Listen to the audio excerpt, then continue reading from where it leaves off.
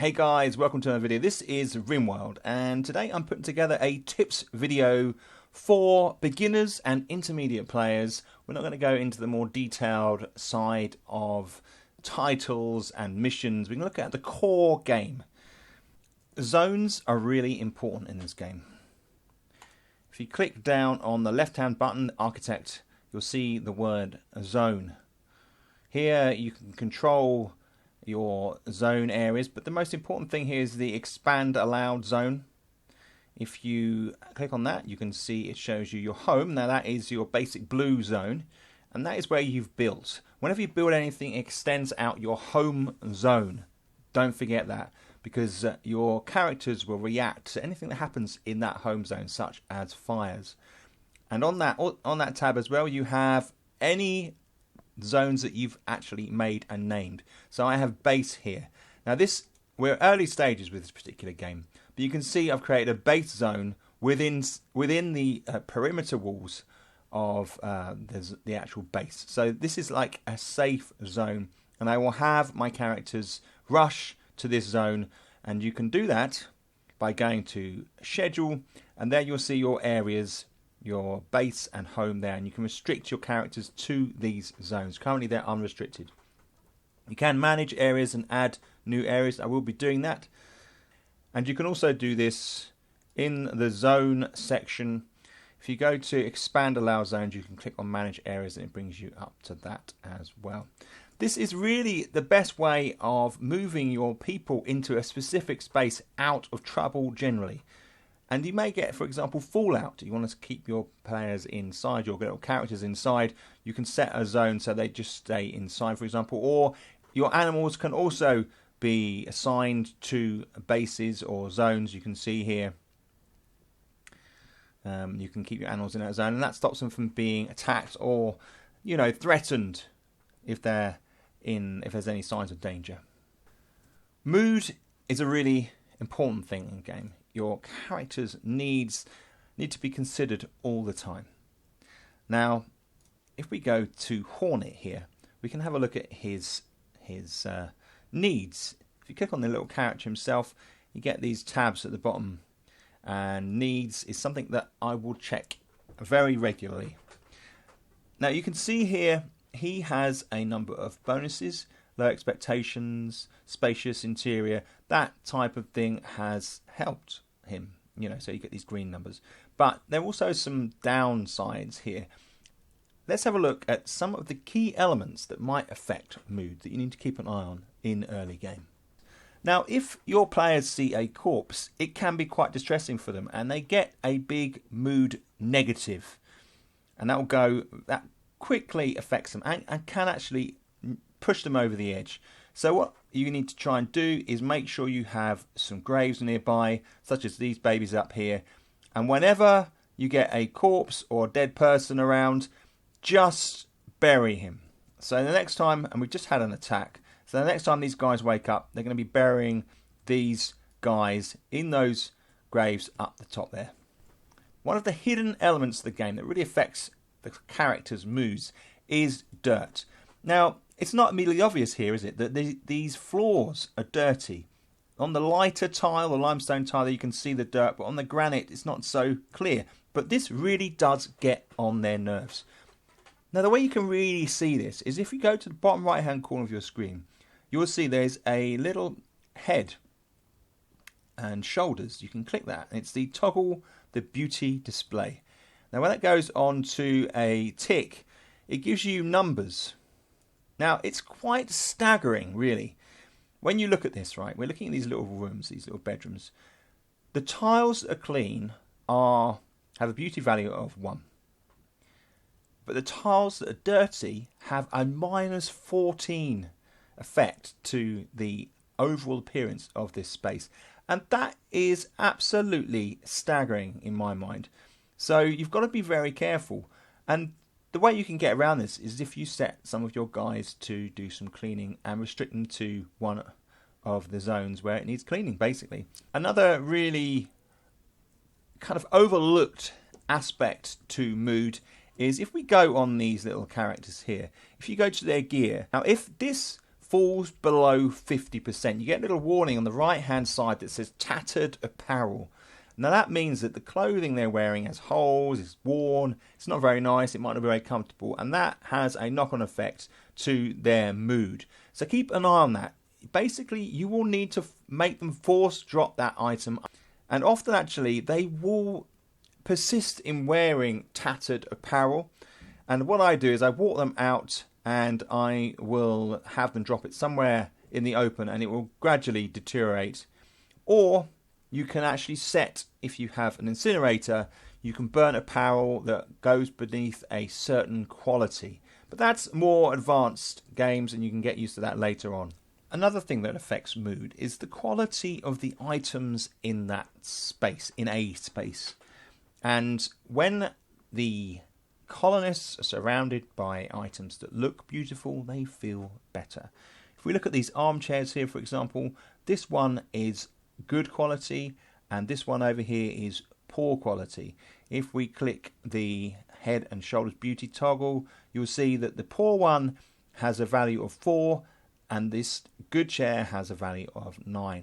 That's going to affect their mood. So you can actually make things that are more impressive, and it raises the mood for the whole colony. So bear that in mind when you're making things, and have those people with the highest construction making those items, because they will make the best items.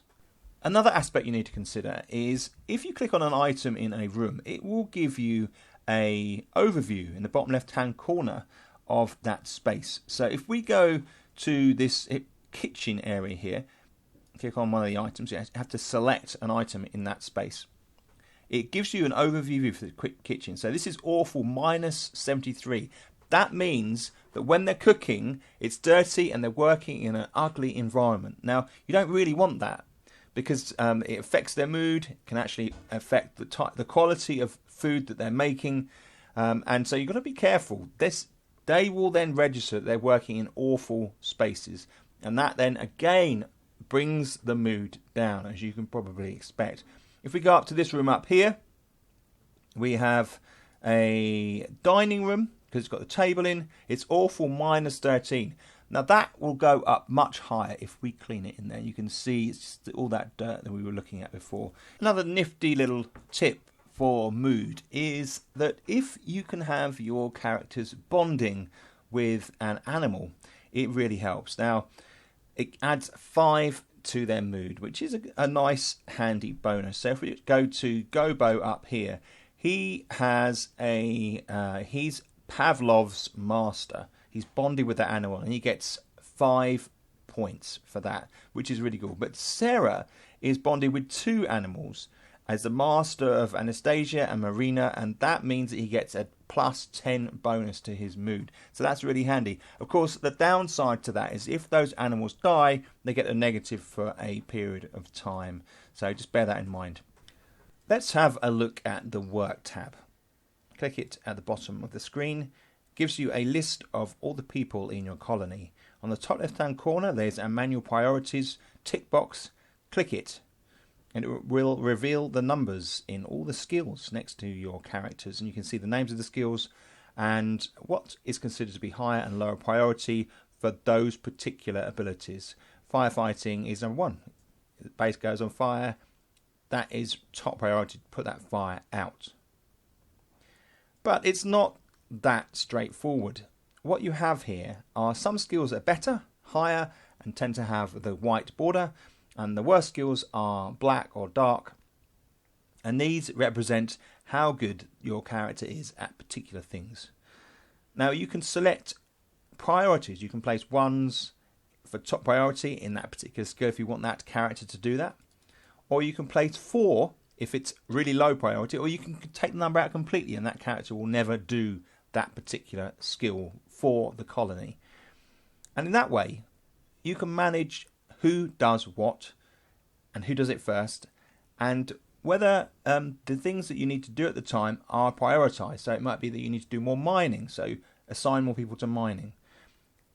It's a micromanagement system, but it's really vital to making your colony as efficient as it needs to be. Let's have a look at some basic defense.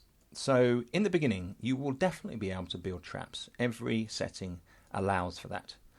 And you can see traps here. They cost 45 material to build, and you can build them one space apart, like you can see here. Now, ideally, when you're defending your base, you want to have the only access points, the natural routes in, lined with traps. And then in the walls, a door next to them. So your players will take the door, and anybody incoming will see this natural route into the base. They will ignore the traps until they trigger them. And when they trigger them, they take quite a lot of damage. And they basically take the direct route, the door-free route into your space to get at your settlers or your treasure. And so a good defense is to create these corridors of traps. They're very effective. An early defense. That they don't work against attackers with a sapper. They will just simply break the doors down or the walls down. But they're good against your standard raid and your crazy hordes of animals that might come and attack. They will take these routes as well. So managing food is sometimes a bit tricky. Now, this is early game. Normally you'd have a refrigerator or a freezer. But if you don't have access to that technology, a good way of managing your food so that you don't have lots of meals going off in your storage area is by restricting how many meals you make. So when you create your fueled stove, because this is a basic level here, you can control how many meals that you make. So when you add Bill, you get the, say, cook simple meal. I select cook simple meal from above there. You can click on the option here, and it gives you do until you have so many, so X number here. I've set it at 20, and what this means is my chef, the people I've got assigned to cooking, will not use up too much of the potatoes that I've cooked now. I've grown. So these potatoes last for 30 days, and the meals last for a lot less. So by not using up all the potatoes, my food supply lasts longer, and I have a constant supply of meals that are made fresh when we hit a certain number. So that in that way, your food will last longer. Something that's really handy is if you can get animals with a high intelligence, because you can train them to haul items, and it's just the most useful thing. That one of the best things you can have in your base is if you've got animals bringing items back to your storage area. It's so good. It takes a while. It takes them. They have to pass 7 tests to achieve the hauling status. I tend to ignore the attack and the rescue element early on. Once the base is more established, I will fully train them. But that haul aspect, you can just select by clicking on the section there, and you can find out how smart an animal is as well. If you go to their training, you can see that the donkey's trainability is advanced. And then if we look at another animal that we've got, which is bonded, which is why I haven't culled it, this one here is a capybara, and that is intermediate. So he can't learn these more advanced things, but he can bring a lot of pleasure to his master, so we're keeping hold of him for the moment. And of course, if you start the game without an intelligent creature, you can always scan the area you're in and tame one. Now, you can have a look on the land itself, which can be quite difficult. This is a large map that I've got here. Or you can go to wildlife, and it'll bring up a list of all the animals on your map. That gives you more of an idea whether there's any intelligent creatures there. Don't forget to utilise what you've got in your land. Now, scout out across the map to sort of scan across. You may find things like heel root. You can find things like the urns in ruins, and you can claim those and then move them into your base. You can also find animals that have been killed They may have been killed by a predator, but they have got a little red cross on them, so your players haven't come to collect them. All you've got to do is untick that red cross. You can deconstruct buildings and grab the stone. Of course, building buildings with stone is better because that means that they won't burn down when you get a lightning storm. You may find chunks of spaceship that you can claim, like that. And they'll eventually come and deconstruct those. You'll get steel and components from those. Fires can be a big issue for your base. And there are a couple of things you need to consider. Obviously, wood burns pretty quickly, and they don't burn for long, but they spread the fire very effectively. But also, steel is something that burns, and it's quite a consistent burn. So a lot of your items that are made of steel you may not have appreciated, like your fuel stove, for example, can burn because there's steel burns. So the solution is to try and make everything from stone, at least your outer walls, so that if there's a fire burning in the forests just outside your base, it won't actually spread into your base. So that's really what you need to think about with fire. Temperature's an important aspect of the game. It can affect mood and how items work. You can place heaters into rooms such as this one here and add and minus the setting for the temperature. Obviously, if it's a really cold environment, you need to set it really high. This uses up quite a bit of power. You can also build fires, and torches also give a certain amount of heat. But one thing that people tend to forget early in the game when you first start is that vents, if you place vents between rooms, it will, in a sense, share out the heat amongst those rooms. So you can see I've put a heater here. It's a little bit hot on this. Let's bring that down a bit. But the heat will spread through this vent and then through this preceding vent down to the next room. So all I've needed to do is put 2 heaters in, and it heats up this row of bedrooms. So adding vents between rooms is a really good tip to spread the heat out, and also to make sure that one room doesn't become too hot. So bedrooms are an important part of the game. How do we set them up? What do we put in them? Well, there are a number of items you can include. You can see here we have 2 bedrooms here. Gobo's has a dresser, it's got an urn, it's got a wooden plant pot and a side table. Okay, and these help improve the quality of that room. It's also got carpet, and Pocus is also in a similar situation. No side table, that will go in. Let's have a look at Pocus. He has a bonus of slightly impressive bedroom. And the same goes for Gobo, slightly impressive bedroom. So that gets you a slightly impressive bedroom. But if you want to up it one, if we go to Sarah here, he has a granite sculpture in his room. So he has a slightly higher impression of his bedroom, an impressive bedroom 4. So it's a bonus of 4. You can see that just adding in a sculpture there has helped that whole setup. Adding in items that are more beautiful, upping the quality of these beds will also help. A good way of increasing the size of your colony is by capturing people who are knocked unconscious during an attack or after an attack. So if a group attacks you, like for example Comba's group attacked, they were the Blue Cave Pact and attacked the base. He was left unconscious. We captured him, put him in a little cell. To set the cell up, you put some beds down. I will move that bed down a little bit, and you set them to prisoner. The room becomes orange, and you can put a medical bed in there as well. So I've got a normal bed and a medical bed, and this space has got double doors as well, which helps slow down prison breaks. And he's ready to be brought into the fold. I've got him down as a recruit, and gradually my guys, as long as they're set to Warden will come in here and chat to Comba and convert him to our cause.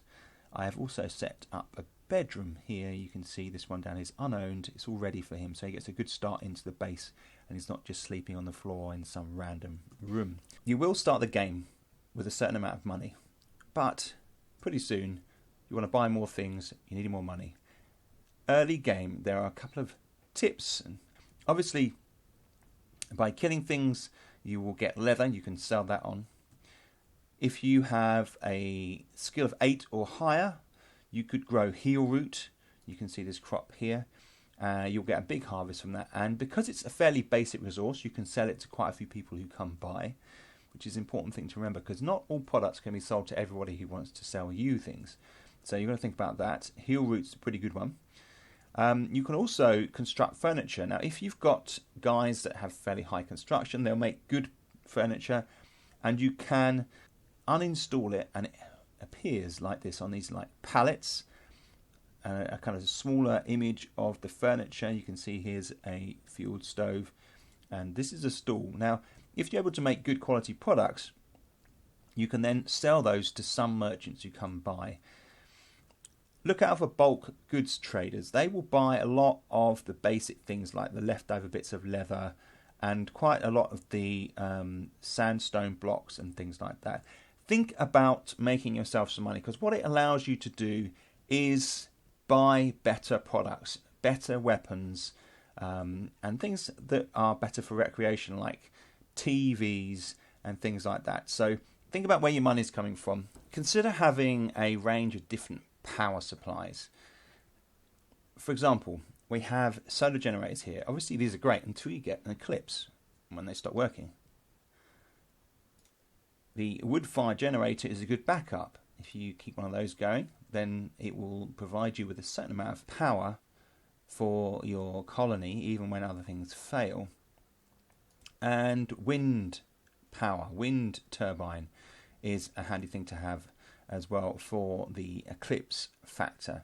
Now, there are some other forms of energy, and one of them that's really good is geothermal up here. Now, that provides a lot, using the steam geyser, that provides a lot of energy. There may come a time when you notice that one of your guys has lost a leg or an arm. At that point, you can replace those damaged limbs. Now, I happen to have purchased a bionic leg from a merchant, and I'm going to install it on Oboe. Now, to do that, if you go to Overview, this is generally the screen that pops up for health. Overview, you get all the stuff. You can see moving is 50%. Operations, you can add a bill, and you get a whole bunch of stuff here. Now, you can install peg legs when you've lost a leg, and that helps with the movement. But you can see here, I have a bionic leg, and I am going to install it. Now, the minute you do that, when that character becomes free, they will head towards the hospital bed, as you can see Oboe is doing here. Heads down. There he goes. And he jumps in the bed. Now, at this point, someone will be assigned to deal with him, as long as you've got people assigned to doctoring. But what I like to do is find the best person to do it. Fortunately, Sarah, who is the best person, is currently in a bit of a state. So we're going to find the next best person, which is Pocus. So we're going to assign Pocus to operating on Oboe. You can see he's in here. We don't have any top quality medicine. We've only got the herbal medicine, which can be a bit of a problem, which reduces chances of it being successful. The better the medicine, the better the treatment, obviously. But we're going to get Pocus to do this and see what happens. He's got to get the leg. It's over there. Here he goes. You can see there's a little countdown. You get the little bar at the bottom. Can he do it? Lots of blood all over the place. The room's fairly clean. Surgery failed. He has failed catastrophically while operating on Ogo. Okay, so that didn't work, but given the circumstances, that is really the way you want to approach it. You just hope to get a better outcome. So guys, that is the end of my tips video. I hope you found that useful. You can see my base has come on quite nicely. I hope yours does as well. So if you found it useful, click the thumbs up.